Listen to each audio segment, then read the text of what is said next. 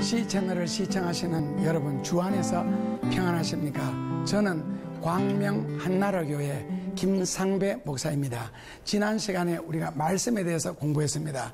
언약의 중요성, 말씀이란 무엇인가, 말씀의 역할, 이런 걸 공부하면서 말씀이란 요한복음 1장 1절에서는 말씀은 곧 하나님이다. 그 태초에 말씀이 계시니라, 이 말씀이 하나님과 함께 계셨으니 이 말씀은 곧 하나님이다. 그 요한복음 1장 14절에서 이 말씀이 육신이 되어 우리 가운데 거하신 분이 예수님이십니다. 그래서 말씀은 곧 예수 그리스도다. 그리고 셋째로는 요한 1서 5장 6절에 보면은 말씀은 곧 성령이다. 그래서 말씀 안에서 성부, 성자, 성령을 다 만날 수가 있습니다.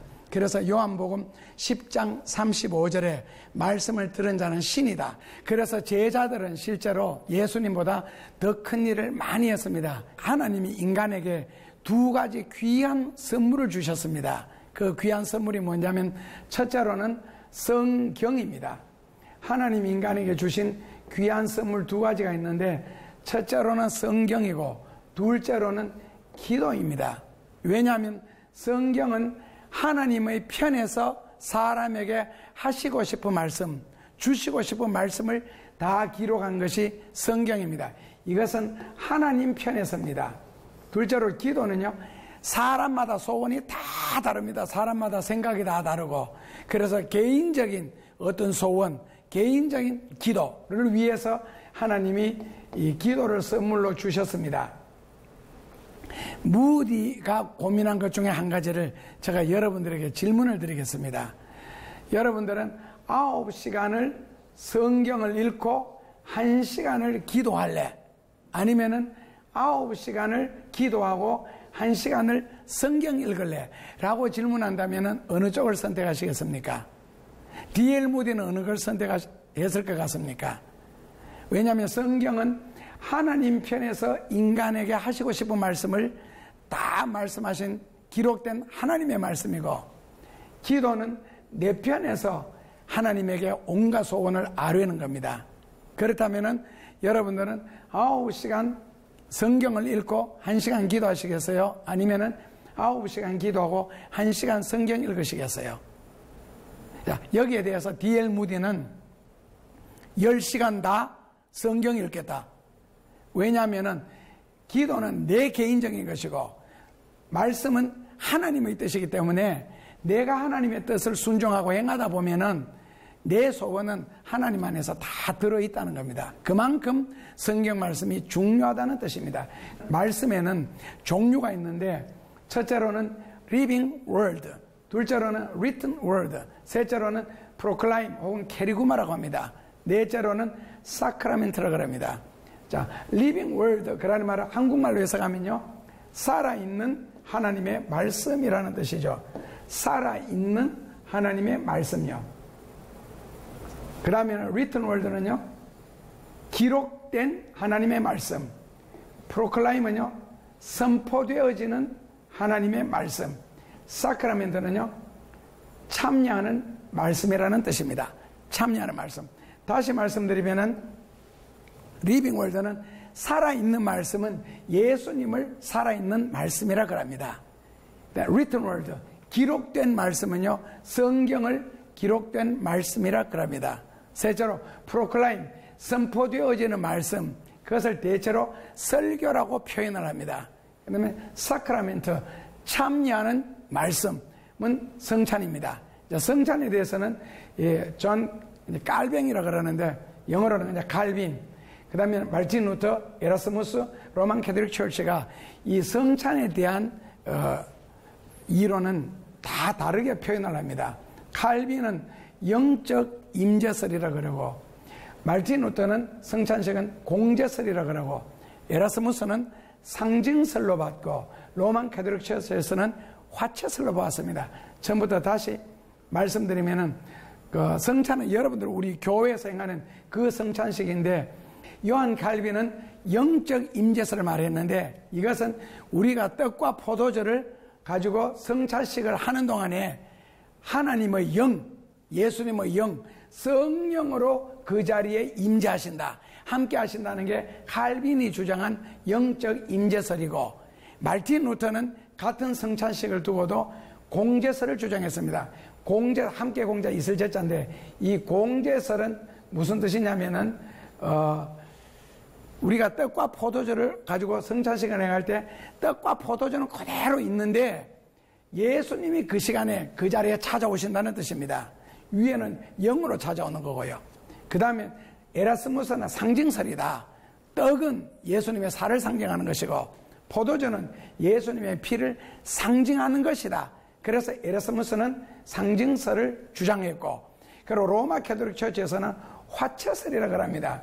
이 화채설이라고 하는 말은 떡과 포도주를 우리가 취하는 동안에 그 떡은 실제로 예수님의 살이 되고 포도주는 실제적으로 예수님의 피가 되어 우리 몸에 거한다. 그렇게 로마 캐톨릭 처치에서는 학설을 주장을 합니다. 자, 그렇다면은 이제 살아있는 말씀, 말씀의 역사에는 크게 네 가지가 있는데, 첫째로는 creation 해서 창조하는 역사가 있고요. 이 말씀의 역사입니다. 이것이요. 말씀은 그러니까 제가 어릴 때는 역사가 하면 역사를 히스토리로 생각했는데, 성경에서 말하는 역사는 그냥 말 그대로 working입니다. 일하다 그러는 뜻입니다. 자, 그래서 첫째로는 하나님의 말씀이 어떤 능력으로 우리 가운데 임하는 했을 때, 첫째로는 creation, 창조하는 역사. 둘째로는 abundant, 그래서 풍성하게 하는 역사. 셋째로는 healing, 병 고치는 역사. 넷째로는 recovery라고 그래서 회복해 하는 역사라는 뜻이 있습니다. 자, 다시 하나씩 공부하겠습니다.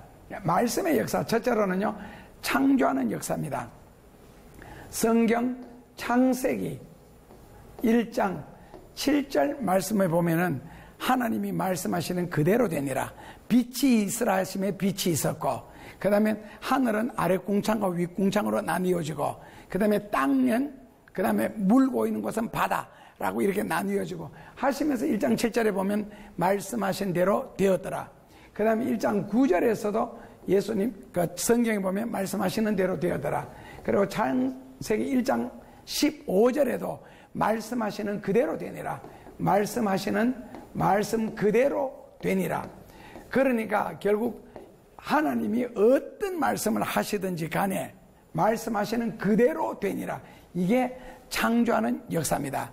그래서 지금 시대는 아모스 4장 13절에 보면은 계속적인 창조라는 게 있습니다. 이제 이것이 지금 우주와 인류를 유지해가는 말씀이죠. 그런데 예를 들어서 들에는, 산에는 뛰는 짐승들로 가득하라. 공중에는 나는 새들로 가득하라. 우주에는 빛을 내는 큰 것들, 작은 것들, 별과 달과 해, 이런 이야기들입니다. 그것들로 가득하라. 어떤 말씀을 하시든지 간에 말씀하시는 그대로 되니라. 그렇다면 오늘날 설교는 뭐를 전합니까? 하나님의 말씀을 전하죠. 그래서 여기에서 이제 말씀의 중요성, 우리가 이것을 아까 프로클라임이라 그래서 설교인데, 이 설교의 중요성이 바로 이런 데서 나타납니다. 하나님은 말씀을 가지고 천지를 창조하셨습니다. 세상 구석구석이요. 나무 한 포기, 풀 한 포기까지, 길에 버려진 돌 하나까지. 이사야서 43장식으로 한다면 우리의 영절이 이루어지기 전부터 하나님은 우리에게 개입하셔서 우리 한 사람 한 사람을 지으셨습니다. 그런데 그렇다면 그 똑같은 말씀을 옛날에는 말씀하셔서 말씀하신 그대로 세상이 이루어왔고, 그리고 선지자들 시대는 선지자가 그렇게 해왔고, 그 다음에 예수님이 오셨을 때는 예수님이 말씀하시는 대로 또 다 이루어지고, 그 다음에 제자들이 그렇게 하고, 오늘 이 시대는 목회자를 통하여서 하나님은 말씀을 전하십니다. 그러면 목회자가 어떤 말씀을 전하느냐에 따라서 그대로 되니라. 원래 이게 돼야 되거든요. 그대로 되니라. 그렇다면은 꼭 같은 하나님의 말씀을 전하는데, 이사야서 9장 16절은 조금 극단적인 말씀이 있습니다. 너희가 선지자를 잘못 만났을 때, 자, 선지자를 잘못 만났을 때에 선지자가 망하겠어요? 선지자의 인도를 받는 백성들이 망하겠어요? 성경에는 뭐라고 해놨을 것 같습니까? 이사야서 성경에서는요. 선지자 이야기 안 합니다.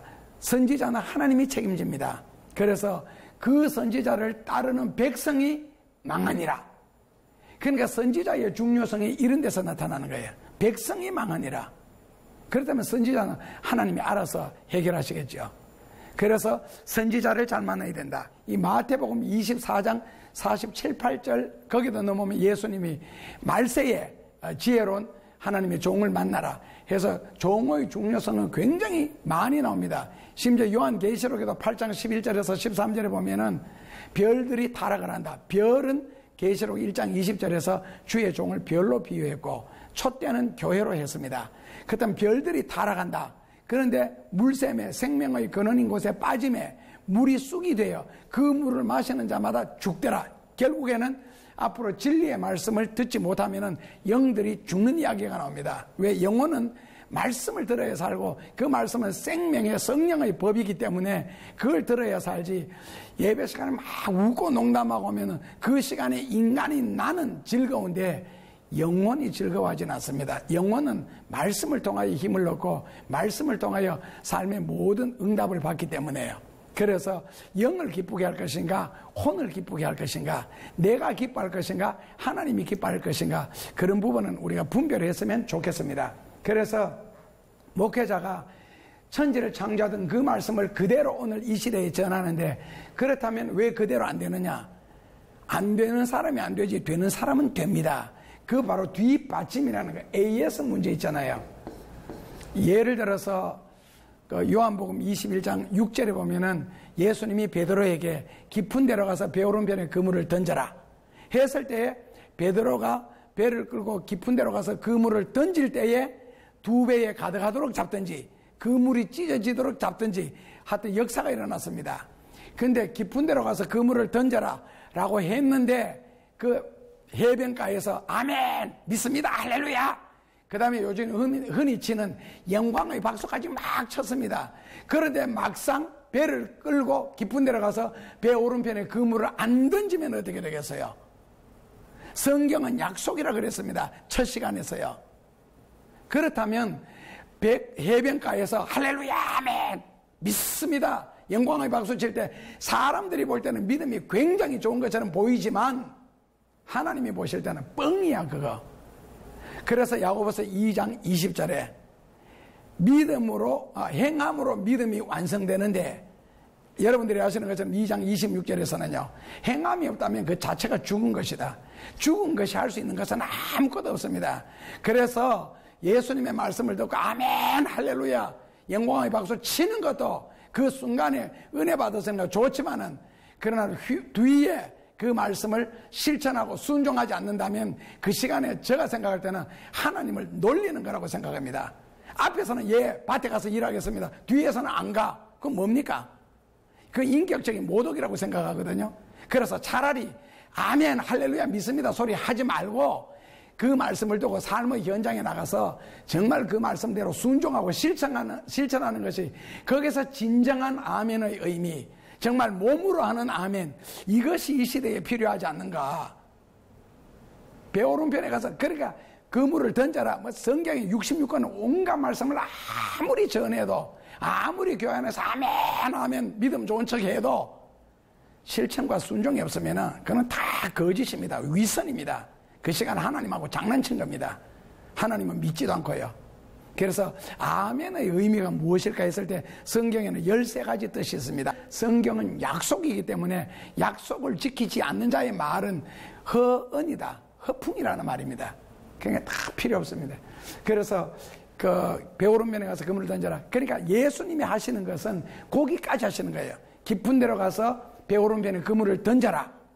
그렇다면 베드로가 밤새도록 배 왼편에만 그물 던졌겠습니까? 뒤편에만 던졌겠습니까? 다 해봤습니다. 그래서 누가복음 5장에 보면은 1절부터 11절까지 이 자세한 내용이 납니다. 그래서 중얼중얼하지요.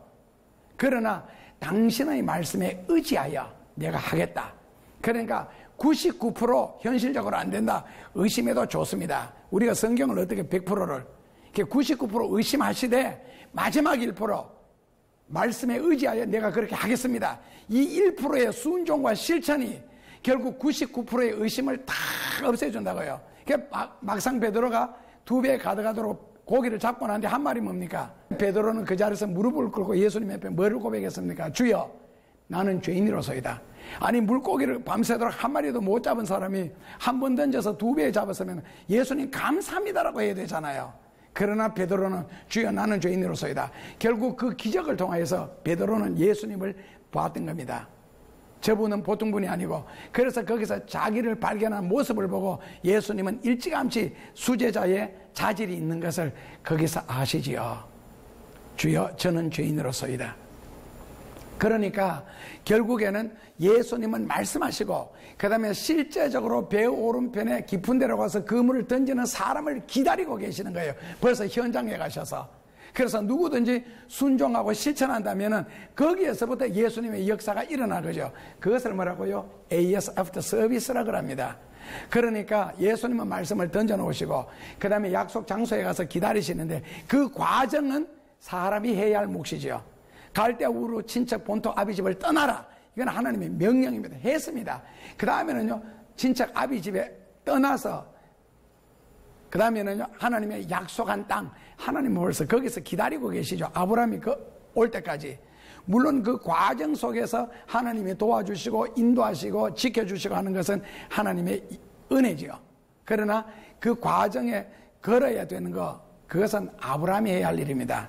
배를 저어서 깊은 데로까지 가서 그물을 던지는 것은 사람이 할 일입니다. 그러니까 말씀은 언약, 약속으로서, 그 다음에는요, 하나님은 인간이 할 일과 하나님이 하실 일. 나사로도 살려놓으신 후에 뭐라고요? 수인은 너가 풀어줘라. 마르다와 마리아를 향하여서요. 그게 다릅니다. 그러니까 말씀의 역사 중에 첫째로는요, 창조하는 역사. 그러니까 오늘 이 시대에도 말씀은 외치는 대로 이루어져야 되지 않겠나. 그러기 위해서는 말씀을 전해야 된다는 거죠. 진리를 전해야 되고.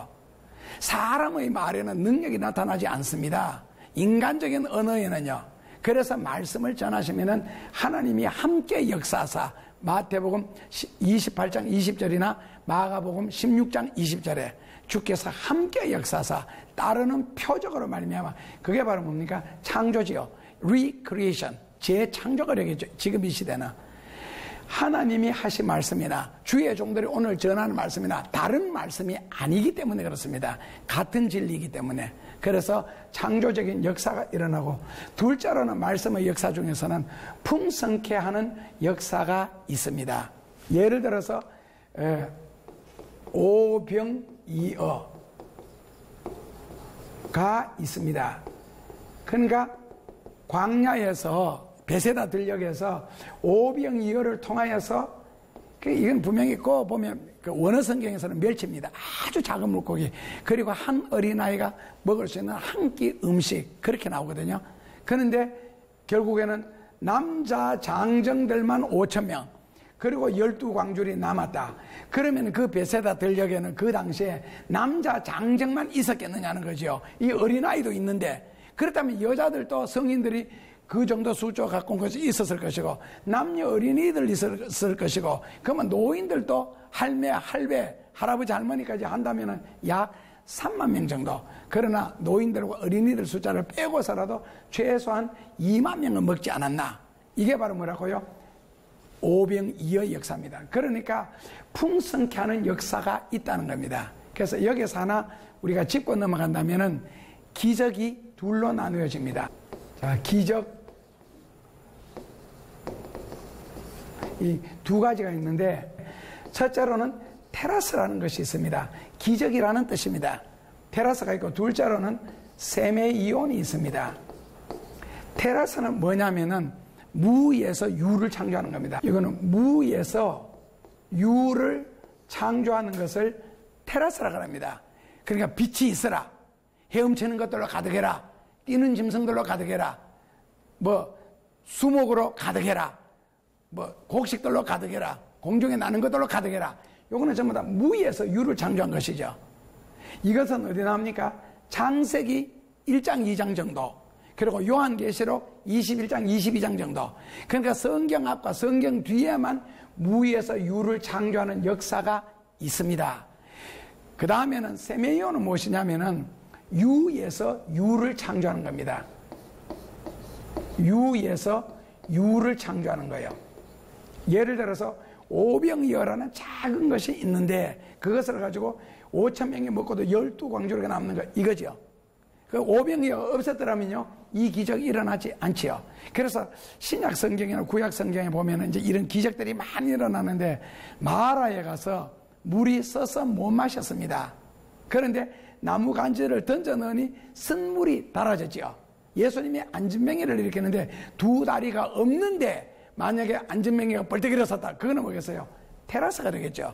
그런데 다리는 있는데 힘이 없어서 못 일어났는데 거기다 바이탈리티, 생명력을 주셔서 일어났다. 그러면 뭡니까? 세메이온입니다. 소경이 눈을 떴다. 소경이 눈알도 없는데 눈을 뜨고 세상 봤다. 그러면은 테라스가 되겠죠. 근데 소경에는 눈알이 이미 있습니다. 그러나 지금 안 보입니다. 그럼 거기에 생명력을 주셔서 보도록 했다. 그것은요 세메이온입니다. 다시 말해서 성경 제일 앞부분과 성경 제일 뒷부분을 제외한 거의 대부분은 무에서 유를 창조하는 것이 없습니다. 그러니까 히스기야가 병이 났다. 이사야서 38장에 나오는 사건이죠. 그랬을 때 너 3일 이내에 죽는다. 그러니까 히스기야가 그러나 주님께서 나의 과거를 추억하여 보시고 내가 죽는 것이 유익한지 내가 살려주시는 것이 유익한지 하나님께서 판단하시라. 나의 과거 내가 어떻게 하나님을 섬겼는지 사랑했는지를 추억하여 보소서. 그러자 그 예언을 하고 돌아가는 이사야에게 하나님이 바로 임하시죠. 아직 집에도 도착 안 했습니다. 가서 15년 더 산다 해라. 15년 더 살면서 생명만 연장한 것이 아니고 주변의 성읍까지 다 정복하도록 만듭니다. 히스기야는 과거에 하나님을 섬겼던 모습, 히스기야는 참 하나님을 많이 섬기고 바르게 섬겼죠. 그걸 추억하여 보시고, 그 히스기야가 지금 3일 이내에 죽을 자리에서 15년 생명 연장되는 것은 하나님께서 축복할 근거가 있으셨다는 거죠. 오병이어처럼. 그러니까 오늘 이 시대에 있어서도 하나님 앞에 헌신도 봉사도 섬김도 전혀 복받을 근거는 하나도 안 해놓고 지금 내가 죽을 병이 걸렸다고 해서 주야 나의 병을 고쳐주시옵소서 한다고 해서 과연 될까? 한번 생각해 보는 겁니다. 그러니까 하나님이 응답하실 근거, 축복하실 근거 이런 것이 없으면은 기도가 만능이다. 그건 정말 옛날 이야기입니다. 기도가 만능입니까? 우리가 지금 평생을 신앙생활을 해오고 수십 년씩 그리고 위 때부터 해왔는데 정말 기도가 만능입니까? 그러니까 헌신과 수고와 희생에 따르지 않는다면 기도가 만능이 될 수가 없습니다. 왜냐하면은 욥기 41장 11절에 누가 나에게 빚을 내어서 먼저 주의 일을 한 후에 내가 주를 위하여 사용한 그 헌금에 대해서 빚을 갚도록 만들어줬느냐. 그래서 언제 기도해도 응답받는 방법이 있고 아무리 평생을 기도해도 절대로 그런 식으로 기도하면 나는 너 쳐다보지도 않아. 나는 너의 기도를 듣지도 않아서 하나님 기도가 13가지가 있습니다. 그래서 하나님이 받으시는 기도와 하나님이 거부하시는 기도가 있습니다. 예를 들어서 욥기 35장 11절 13절 거기에 보면은 생활이 따르지 않고 삶이 따르지 않는 기도는 처음부터 안 듣는답니다. 입만 가져가는 기도. 여러분들 같으면 지금 C채널 TV를 보고 계십니다. 보고 지금 아마 말씀을 통해서 은혜 받는 분들은 은혜를 받으실 겁니다. 그리고 난 뒤에 말로만 하나님 아버지 C채널 축복하소서 아니지요. 은혜 받았으면 은혜 받은 것에 대해서는 반드시 감사가 있어야 되고 보답이 있어야 됩니다. 11조는 다니시는 교회에 드리는 것이 성경적입니다. 그러나 감사는 은혜 받는 곳에 드리는 것이 바른 거죠. 성경적으로. 그래서 여러분들이 방송에 선교 헌금을 해주시면은 아마 보람있게 여러분들의 이름을 드러내지도 않고 나타내지도 않고 십자가 뒤에 가리워진 채로 여러분들의 이름으로 아마 그 방송 헌금이 굉장히 귀하게 쓰여질 겁니다. 왜? 하나님 앞에 복을 받으려고 하면 복을 받을 수 있는 근거가 있어야 되거든요. 오늘 오병이어처럼 히스기야처럼 3일 이내에 죽을 자리에서도 살아납니다. 왜? 하나님을 감동시키면 되는 거거든요. 그래서 이 세메이온이라는 기적은 지금 일어나는 기적이지 이제는 더 이상 테라스는 없습니다. 그래서 교회 위에서나 여러분들 개인적으로 기도하실 때 무에서 유를 창조하시던 하나님 아버지 지금도 이러면은요 그 기도 자체가 잘못된 기도입니다. 물론 내가 흥분해서 열을 받아서 주야 무에서 유를 창조하시듯이 지금 우리 가정에 이렇게 복을 주옵소서라고 기도는 신이 나게 했을지 모르지만 응답은 되지 않습니다. 이유는요, 성경적이지 않기 때문에. 성령은 반드시 성경을 통하여 역사한다고 전 시간에 말씀드렸습니다. 그래서 성경적이지 않으면 역사는 일어나지를 않습니다. 그러니까 기도도 성경을 따라서 기도해야 됩니다. 만약에 마음에 죄를 품었다, 시편 66편 18구절 19절에 보면은 죄를 품은 것 자체가 하나님이 네 기도를 듣지 않는다. 내가 흥분해서 내 목소리가 커졌다고 땀을 뻘뻘 흘리면서 기도했다고 응답되는 것은 아니라는 뜻입니다. 예를 들어서 마라톤을 할지라도 목적지를 향하여 달려야지 반대편으로 아무리 달리면 뭐합니까? 그리고 달려야 하였지 자전거 타고 간다, 차를 타고 달린다, 그러면 안 되지요. 왜냐하면 자전거 경주가 따로 있고 자동차 경주가 따로 있기 때문에 모든 것에는 규칙이라는 게 있습니다.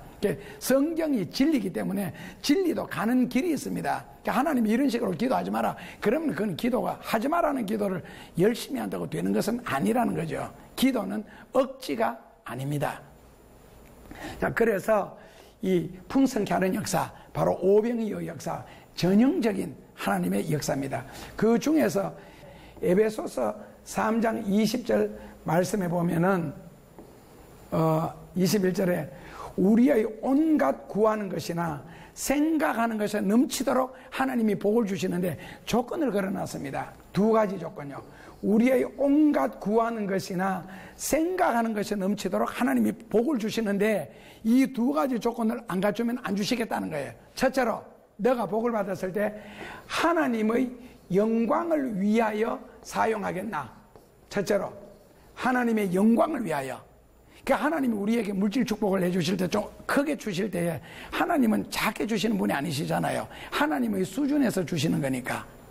그런데 받아서 내 아파트 평수 넓혔다, 그 다음에 차를 바꾸었다, 그 다음에 내 편하고 내 편리하고 그런 식으로 했다면은 하나님의 영광이 될 게 하나도 없죠. 그렇다면 하나님이 축복할 이유가 없는 거예요. 너 위에서 다 쓰고 있네 지금.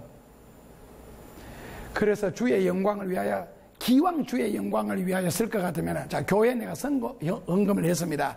그런데 교회에서 내가 선교 헌금을 한 것을 가지고 교회가 정말 선교하는 일에 사용하면은 헌금 드리는 자도 보람되고, 그 보람된 일에 쓰여지는 자도 보람되고, 그 다음에 그 헌금을 받아서 믿음에 도움이 되거나 신앙생활에 도움을 줬다면 그 굉장히 보람을 될 겁니다. 그래서 너가 복을 받았을 때 하나님의 영광을 위하여 정말 사용할 수 있겠나? 둘째로는 교회의 직분을 감당하라고 복을 주신답니다. 장로는 장로로서 복을 받아야 되고, 집사는 집사로서 복을 받아야 되고, 권사는 권사로서 받을 복이 각각 다 다르지 않겠어요? 장로가 돼가지고 교회를 운영하고 살림을 살아야 할 사람이 교회 할 일만 생기면 어느 서리 집사가 돈 많다 카던데, 이게 무슨 소리입니까 도대체? 그렇게 하려고 장로님 되셨어요. 장로님으로서 교회 모든 것에 앞장서서 웬만한 거는 그냥 당회에서 처리하십시오. 교우들 눈치 보지 마시고 교우들이 하는 헌금은 가지고는 그냥 선교하십시오. 그리고 웬만한 거 뭐 살 거니까 그다음에 그냥 한 분이 그냥 탁탁 기정해 하셨으면 좋겠어요. 받을 복은 혼자 받고 받은 복은 나누어 갖는 것이 성경적이지 않나. 받을 복을 나누어서 받을 필요는 없잖아요. 형편 되시면은 혼자 하십시오.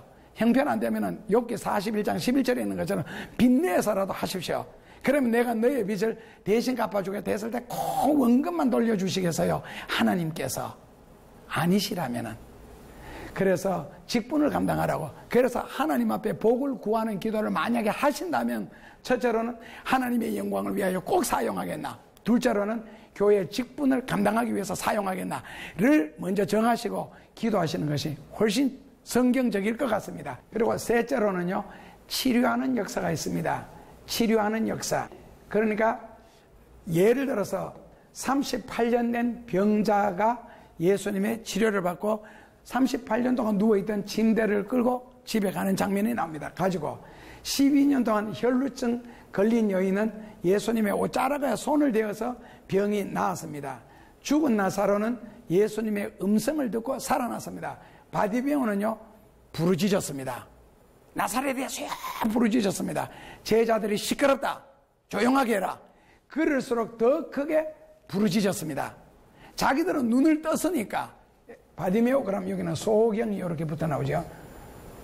나는 지금 눈을 감았으니까 답답하니까 눈 뜬 사람, 지금 답답한 일이 없는 사람은 조용하라 할지 모르지만은 나 같은 경우에는 조용할 수가 없다는 겁니다, 지금. 자, 다시 정리해 드리겠습니다. 바디메오 같은 경우에는 눈은 감았지만은 목소리는 외칠 수 있습니다. 그래서 바디메오는요, 그 나중에 눈을 뜨게 된 비결이 부르짖음으로 이렇게 되겠죠. 부르짖음으로 예수님의 관심을 끄는 거예요. 그래서 예수님이 오셨을 때 너의 소원이 무엇이냐? 라고 질문을 하게 됩니다. 그 다음에 죽은 나사로는요, 죽은 나사로가 할 수 있는 일이 뭐겠어요? 그래서 여기에는 바로 마르다와 마리아라는 여동생들이 예수님께 사람을 보냈는데, 이것도 신기하죠. 평소에 예수님이 이 나사로 집에 갈릴리 지방에 복음을 전하러 다니면서 길가에 집이 있으니까 굉장히 자주 드나들었습니다. 그래서 예수님이 자주 드나들었다는 게 굉장히 가까운가 봐요. 오빠가 병들었을 때에 누이 동생이 사람을 예수님께 보내서 우리 오빠가 병들었으니까 와서 기도해달라고 청할 수 있을 정도니까요. 그래서 결국 여동생들의 믿음을 통하여서 죽은 나사로가 이제 살아나게 되고요. 12년 동안 혈루증 걸린 여인, 이제 피를 다 하혈했습니다. 낱말 그대로 아마 백지장처럼 얼굴이 그랬을 겁니다. 그럼에도 불구하고 살겠다 그러는 그 일념 하나로 그 많은 사람들을 해치고 들어가지요. 나중에 누가 내 몸에 손을 대었느냐? 그러니까 제자들이 뭐라 그럽니까? 주여, 수많은 사람들이 지금 밀고 당기는데 누가 내 몸에 손을 대었나이까라고 질문하시나이까? 어리석은 질문이라는 거죠. 왜냐하면은, 그러나 혈루증 여인처럼 목적을 갖고 손을 대느냐, 그냥 밀고 다니느냐, 다르더라는 거죠. 결국 이 여인은요, 예수님으로부터 능력이 흘러나와서 그 병이 순식간에 낫게 됩니다. 많은 의원을 찾아다녔고 많은 약을 사서 재산을 다 탕진했다 그랬습니다. 그러나 예수님을 만나는, 접촉하는 그 동시에 바로 병이 낫는 기적이 일어났죠. 결국 뭡니까? 예수님의 옷자락에 손만 대어도 병이 낫겠다는 간절함이 이 여인을 살렸습니다. 그러니까 같은 성경 공부를 하고 설교를 들어도 은혜를 사모하는 마음으로, 간절한 마음으로 듣느냐, 그냥 이 자리에 지금 내가 앉아 있으니까 듣느냐에 따라서는 능력이 다르게 나타나겠죠. 응답이 다르게 나타나겠고 역사가 다르게 일어납니다. 그렇다면 38년 된 병자는 어떻게 예수님께 갈까요? 걸린 여인처럼 걸음이라도 걸을 수 있어서 죽을 힘을 다해서 갈 수 있어요? 아니면은 바디메오처럼 목소리라도 건강해서 구함을 질러 예수님을 부를까요? 38년 동안 누워있던 사람은 어떻게 하죠? 할 수 있는 일은요, 마음밖에 없으리라 생각합니다. 무슨 마음요? 예, 간절한 마음요. 그러니까 그 사람이 할 수 있는 일을 할 때에 결국에 예수님의 역사는 일어났는데, 할 수 있는 일이 아무것도 없다고 생각하시는 분은요, 마음이라도 간절했으면 좋겠습니다. 왜? 지금 바디메오처럼 목소리를 가지고 하나님 앞에 기도할 형편이 안 되잖아요. 38년 동안 아팠는데 3일만 아파도 사람이 진이 다 빠지는데요. 결론은 뭡니까? 치료하는 역사는 뭐냐? 말씀이 접촉되어지는 곳에 반드시 역사는 일어났다. 그러니까 부르짖어 말씀과 접촉하든지, 아니면은 동생들을 통해서 말씀이 내게 오게 하시든지, 아니면은 혈루증 여인처럼 자기가 말씀에 가서, 그 요한복음 1장 14절에서 말씀은 곧 예수 그리스도로 했으니까 말씀에게 직접 가서 터치를 하든지, 아니면은 마음으로라도 간절히 기다릴 때 말씀이 내게 오도록 만들었잖아요. 그렇게 해서 결국에는 말씀과 접촉되어지니까 뭐가 일어났다고요? 기적이 일어나게 되는 겁니다. 그래서 치료하는 역사는 자기 형편 따라 하시면 됩니다. 목소리를 가지고 기도를 할 수 있는 분은 기도를 간절하게 하시고, 없으신 분은 마음으로라도 간절하게 하셔서 하나님을 감동시킨다면 그 자리에, 말씀이 터치되는 자리, 영감이 임하는 그 자리에 바로 역사가 일어나지 않느냐. 이것을 우리는 이제 신학하면 여러분들이 들으셨겠지만 레마라고 합니다. Which is spoken. 주님께서 내게 주시는 말씀이라는 뜻이죠. 그 다음에는 이제 여러분들이 잘 아는 이 로고스라는 것은 문자적인 말씀을 말하죠. 그래서 치료하는 역사는 지금도 있습니다. 의학과 약이 이렇게 발달되고 로봇가 수술하는 시대에 무슨 기도에서 병 낫느냐고 그렇게 말씀하시는 분이 있다면 하나님의 능력을 부인하는 것이고 배가 부른 사람의 이야기일 겁니다. 병이 안 걸려봐서 그렇고 아니면 정말 과학이 의학이 해결할 수 없는 병에 걸려보면 절대로 그런 말이 나오지 않을 겁니다. 오직 하나님의 능력으로 할 수 있습니다 라는 이 믿음이 생기게 될 겁니다. 그래서 치료하는 역사가 있고 넷째로는 회복하는 역사가 있습니다. 이것은 손 마른 병자를 예수님이 고치시죠. 그게 손이 말랐는데 다시 원래의 모습으로 회복시키는 역사예요. 그래서 손 마른 병자가 병이 낫는 거예요. 이제 회복시키는 역사입니다. 이런 말씀의 역사에는 크게 네 가지가 있는데 첫째로는요 창조하는 역사, 둘째로는 풍성케 하는 역사, 셋째로는 치료하는 역사, 넷째로는 회복케 하는 역사가 있습니다. 그래서 말씀을 통하여 은혜 받으시고 말씀을 가슴속에 생기고 말씀 붙잡고 기도하시고 간절히 사모하시다 보면 말씀을 통한 창조하는 역사가 지금도 일어날 것이고 풍성케 하는 역사, 회복케 하는 역사, 치료하는 역사가 끊임없이 일어나게 될 겁니다. 그래서 여러분들도 이 진리를 사모하다가 이 진리 붙잡고 기도하다가 하나님의 은혜와 사랑과 축복을 삶의 현장에서 넉넉하게 체험할 수 있기를 주님의 이름으로 축원합니다.